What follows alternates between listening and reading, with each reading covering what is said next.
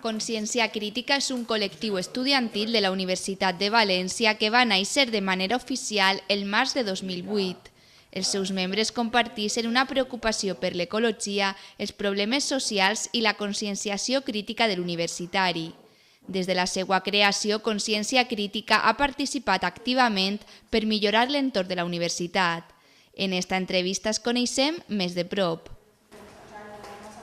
Surgió por la iniciativa de un alumno, Fernando, que empezó a reunir amigos que conocía o amigos de amigos que él creía que podían estar interesados. Muchas veces se asocia por los movimientos sociales o las asociaciones al ámbito más de humanidades, de historia, de educación social y digamos, creemos también que los científicos pues, podemos tener una voz y una ética y una concienciación que es muy importantes en la sociedad.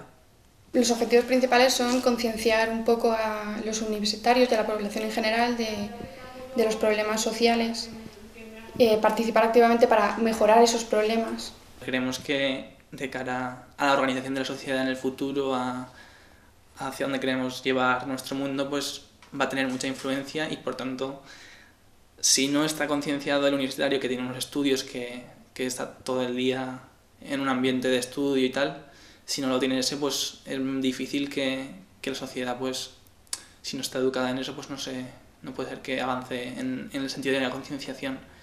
A nivel de universidad, pues sí que se pueden conseguir bastantes cosas. Por ejemplo, este año hemos conseguido que el DISE pues, adopte el papel reciclado como su papel base para publicar todo lo que sea. La agenda son 50.000 alumnos o 50.000 miembros de la comunidad universitaria, multiplicado por el número de hojas por tal, pues tienes unas toneladas de papel que si se imprimen en papel reciclado pues ahorran bastante. Todo el mundo puede pertenecer a un colectivo, pero también no todo el mundo tiene tiempo y no todo el mundo lo considera una prioridad.